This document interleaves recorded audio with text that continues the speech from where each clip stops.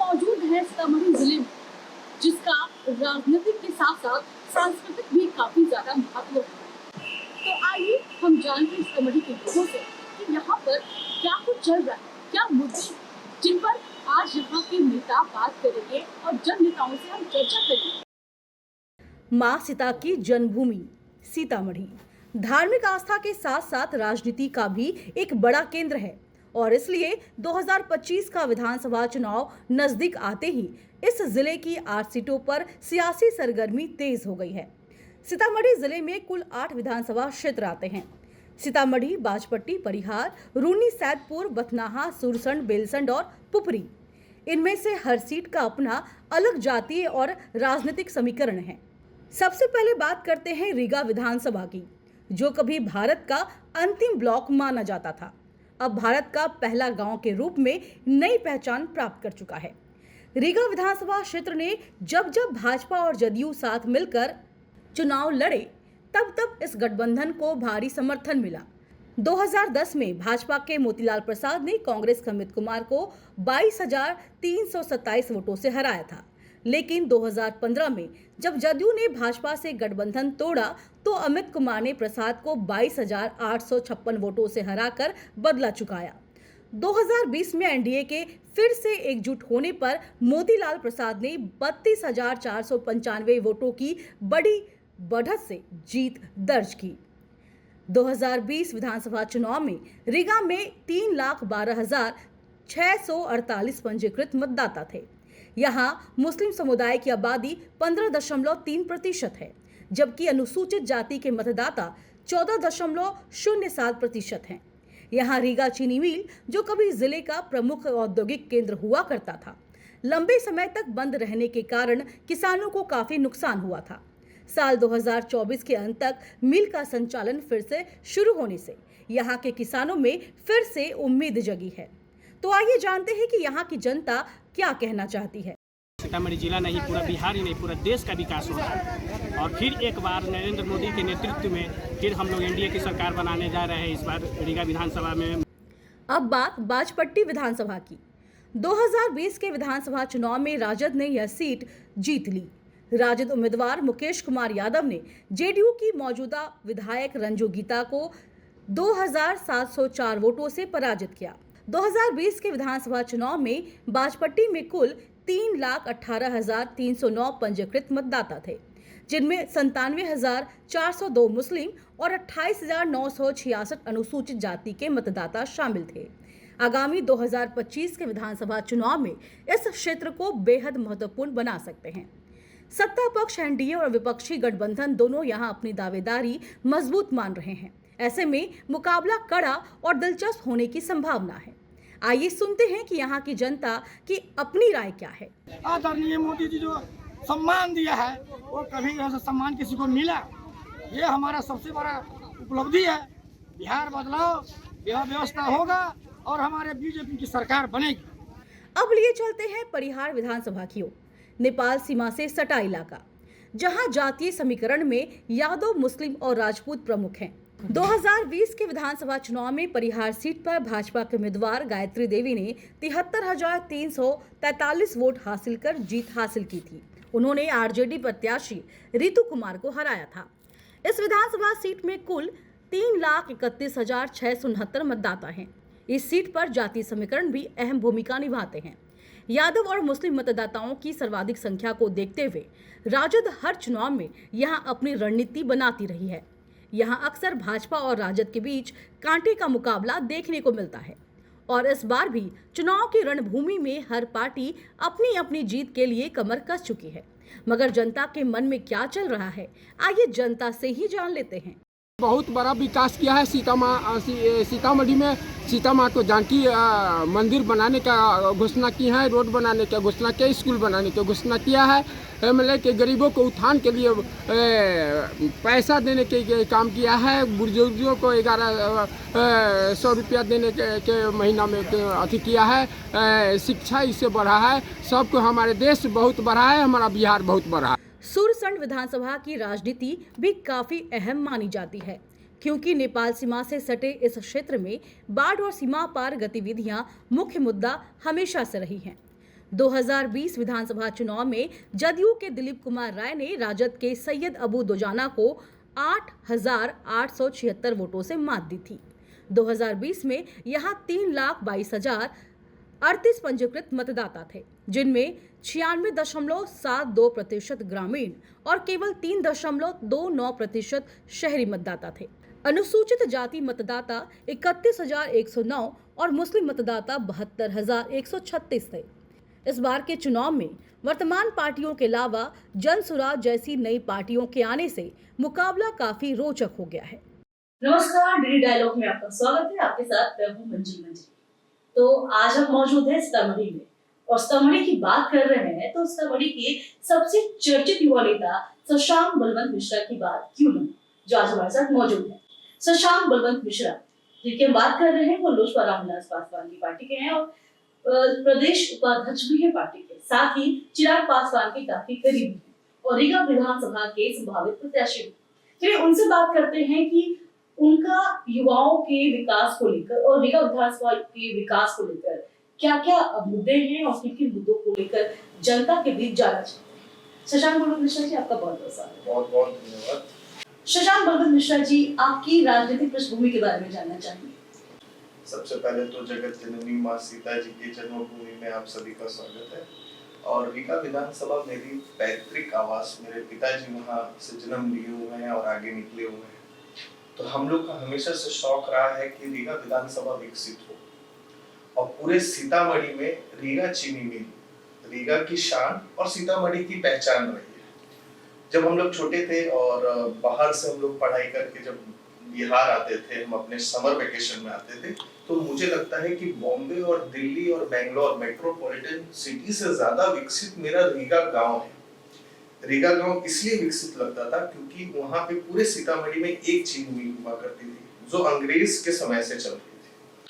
उसके अलावा एक अपना उसका खुद का एक प्राइवेट ट्रैक हुआ करता था जो गन्ना किसानों से लेके डायरेक्ट उनके पास चीनी मिल के पास अपनी इंजन थी और वो उससे रीगा चीनी मिल में अंदर आती थी और लोगों को बहुत पता, हम लोग को लगता था कि बहुत विकसित जगह है और उस समय विकसित भी थी। पर धीरे धीरे जिस तरह से हम लोग बड़े हुए, बाहर की जो राज्य है वो विकसित होते गई और उसी तरह रीगा चीनी मिल भी धूमित होते गए और उसका ये हुआ कि आज चीनी मिल हमारा बंद पड़ गई। यहाँ के सिटिंग विधायक, एक्स विधायक जो भी है, मैं तो मानता हूँ कि उन्हीं की कमजोरी के कारण आज हमारा चीनी मिल बंद पड़ गया। हमारे नेता चिराग पासवान जी, जब हम बिहार में आते हैं और अपने नेता को देखते हैं तो चिराग पासवान एक ऐसे मात्र नेता है बिहार में जो बिहार फर्स्ट, बिहारी फर्स्ट की बात करते हैं, विजन डॉक्यूमेंट की बात करते हैं और हम जैसे युवा उनसे प्रेरित होते हैं और समझते हैं कि एक यही मात्र नेता है जो सीतामढ़ी और बिहार की बात कर रहे हैं। सीतामढ़ी में हमेशा जब वो जमुई के सांसद थे तो उस समय पे उन्होंने आवाज उठाया कि जगत जननी माँ सीता का जन्मभूमि और मंदिर बने। अयोध्या में विवाद था पर कभी सीतामढ़ी में कभी भी विवाद नहीं रहा, तो उस मंदिर को विकसित क्यों नहीं किया गया? विश्व के मानचित्र में सीतामढ़ी को क्यों नहीं लाया गया? तो पहला आवाज उठाने वाले सदन से सड़क तक वो हमारे माननीय नेता राष्ट्रीय अध्यक्ष चिराग पासवान जी हुए।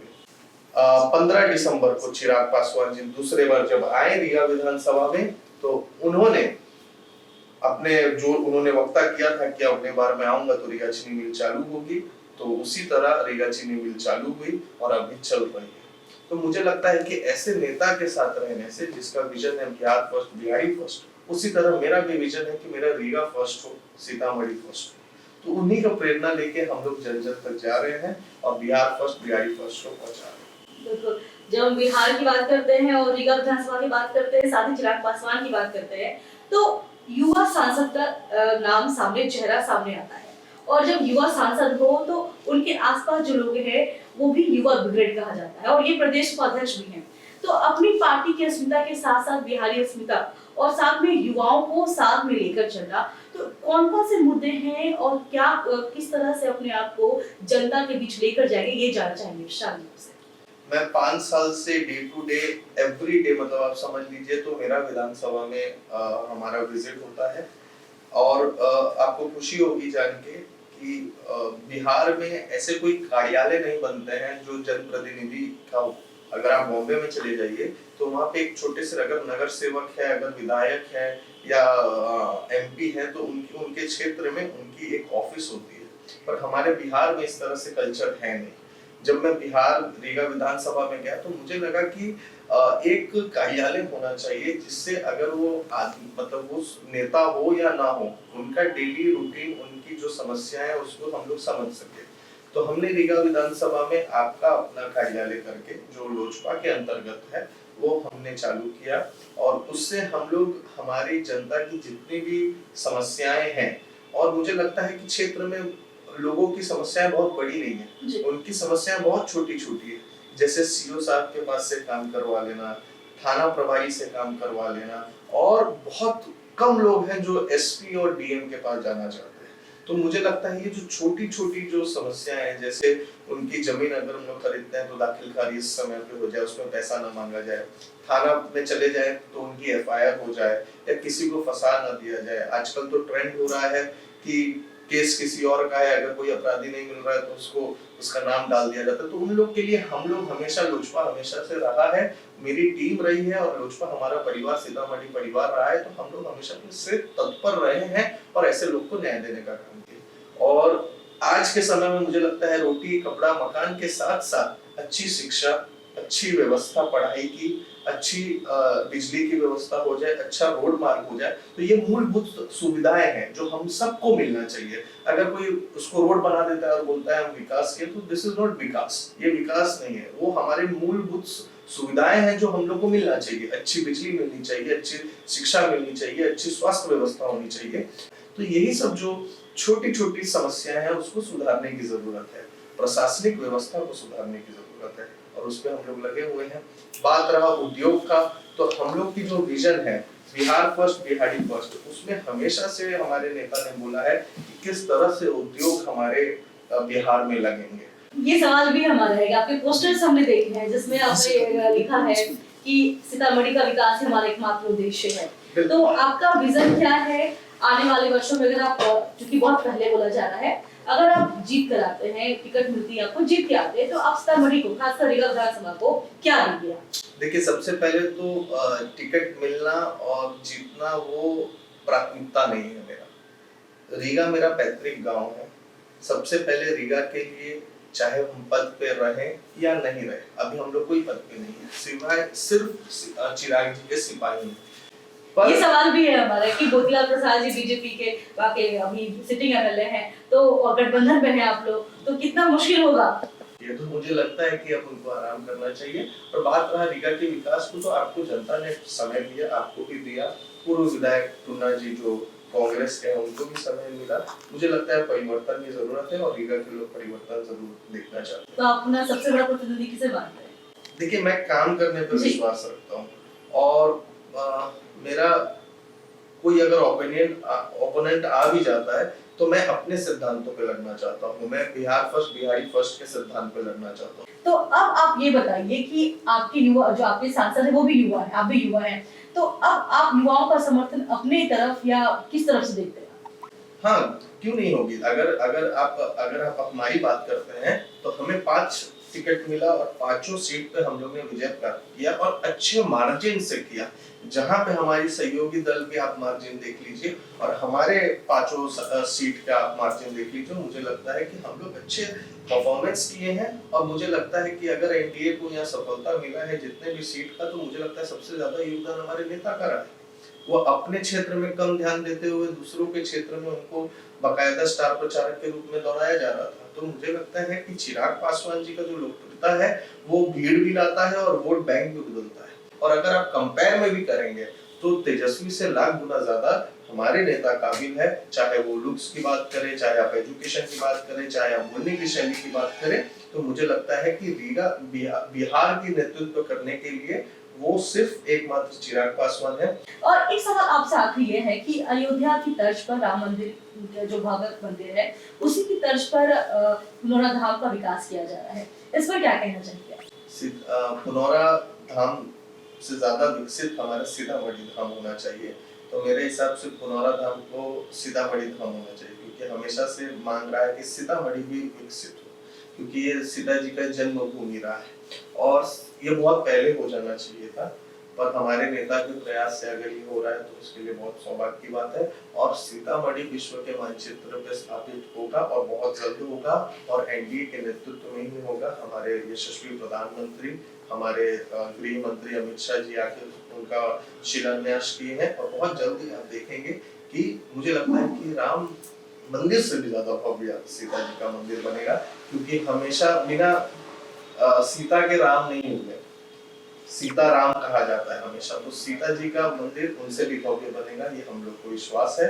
और ये एनडीए की सरकार, डबल इंजन की सरकार ही इसको कर रही है। चलिए, बहुत बहुत शुक्रिया आपका शशांक बलवंत मिश्रा जी। आप ये थे शशांक बलवंत मिश्रा, जो अपनी बेबाक बोली के लिए और बिल्कुल स्पष्ट बोली के लिए जाने जाते हैं, और सीतामढ़ी में सक्रिय राजनीति में हमेशा रहते हैं। साथ ही आपको बता दें कि ये युवा चेहरा भी है। डी डायलॉग में आपका स्वागत है, और आपके साथ मैं हूं मंजू मंजरी। आज हमारे बीच मौजूद है किरण गुप्ता, जेडीयू की नेत्री और साथ ही नीतीश सरकार की महिला ब्रिगेड की फायर ब्रांड। ऐसा इसलिए कह रहे हैं क्योंकि 96 से जेडीयू की सक्रिय सदस्य रही है और कई दशकों तक जेडीयू के कर्मठ नेता के तौर पर कार्य किए, और साथ ही हाल ही में इन्होंने नीतीश सरकार ने, नीतीश कुमार ने इनको उद्यमी व व्यवसाय आयोग के सदस्य के रूप में नामित किया है। चलिए इनसे जानते हैं कि इनका विजन क्या है, क्योंकि आने वाले दिनों में सोशल विधानसभा से संभावित प्रत्याशी भी हो सकती है, तो इनका विजन क्या है, किन मुद्दों को लेकर जनता के बीच जाएगी, ये जानते हैं। किरण जी, आपका बहुत बहुत स्वागत है। आपका भी बहुत बहुत स्वागत है। किरण जी, आपसे ये जानना चाहेंगे कि कौन कौन से मुद्दे हैं जिनको लेकर आप सोशल विधानसभा क्षेत्र में जनता के बीच जाना चाहेंगे? मैम, सबसे पहले मैं आपको बधाई दे दूँ, और आपके चैनल के माध्यम से बिहार के यशस्वी मुख्यमंत्री माननीय नीतीश कुमार जी ने 2005 में अपने कर कमलों से जब बिहार की बागडोर उन्होंने संभाला, तो सबसे पहले उन्होंने बहुत ही ऐतिहासिक कार्यक्रम कर करके बिहार में एक मिसाल कायम की। महिलाओं को 50% आरक्षण दिए पंचायती राज में। उसमें हमारी जो महिला हाउसवाइफ थी, जो घर से बाहर नहीं निकलती थी, कहीं नहीं जाती थी, आज वह महिला जनप्रतिनिधि के रूप में, जैसे पंचायत में मतलब मुखिया जीत करके बनी, जिला परिषद की अध्यक्ष बनी, अभी भी मेरे सीतामढ़ी की चेयरमैन जो है जिला परिषद की महिला है, मेयर जो है वो भी महिला है, हमारी विधायिका लोग भी यहाँ से लेडीज जीत करके गई हुई है। तो ये बेनिफिट जो है ना हमारे सरकार माननीय मुख्यमंत्री नीतीश कुमार जी ने, उनकी एक ही उत्थान थी, बिहार की विकास।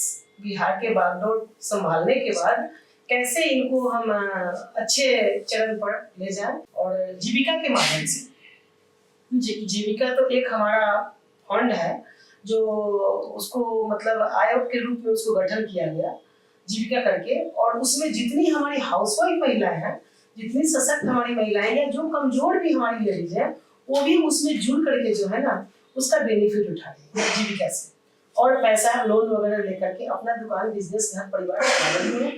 और माननीय मुख्यमंत्री जी की ईमानदारी का पहचान बिहार में आज के डेट में महिला हमारी कहीं से कहीं चली जाती है। लड़कियां बिहार पुलिस कांस्टेबल में देख लीजिए, आज प्रशासन के रूप में लेडीज कांस्टेबल के रूप में हमारे सहयोग कर रहे हैं, टीचर में देख लीजिए, आंगनबाड़ी में देख लीजिए, सेविका सहायता में देख लीजिए, तो हर जगह नारी है। ये सीता माता की धरती है। मैं सीता माता की धरती से आपके चैनल को भी और माननीय मुख्यमंत्री नेता नीतीश कुमार जी को भी कोटि कोटि में बधाई देना चाहती हूँ कि उन्होंने महिलाओं को आगे बढ़ाया। मैं 96 से राजनीति कर रही हूँ।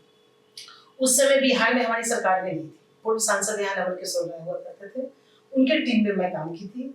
उसके बाद जब हमारे माननीय मुख्यमंत्री जी केंद्र में रेल मंत्री थे, फिर उनको मौका मिला 2005 में आए, तो विकास की गंगा बह गई मेरे बिहार में।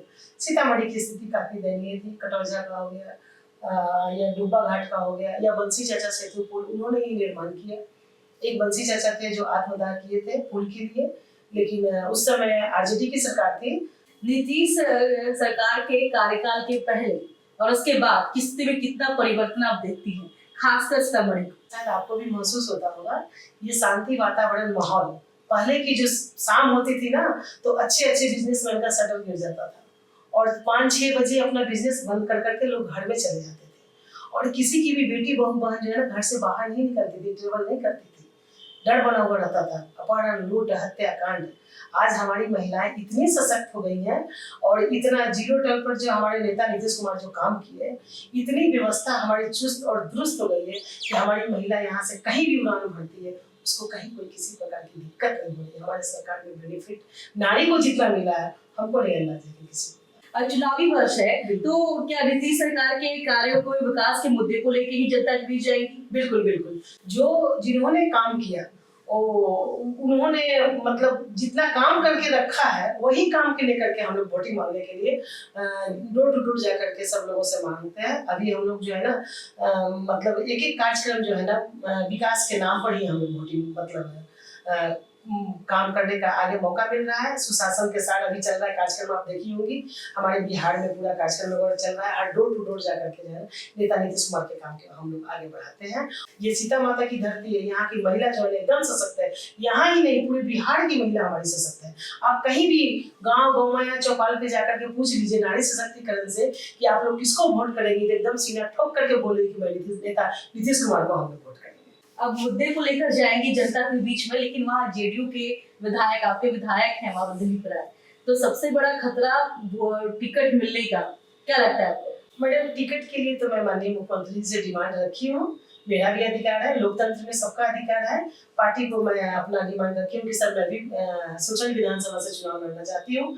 जेडीयू के कोटा में हमेशा वो जो है ना सीट रहा है, हमेशा जीतते हमारी पार्टी आई है और सीट अभी खाली होने की वजह से वहाँ हम जाकर के अपना डिमांड माननीय नेता के पास रखे हुए हैं। अगर माननीय मुख्यमंत्री जी का अगर आशीर्वाद रहा तो मैं सोशल से चुनाव जरूर करूँगी।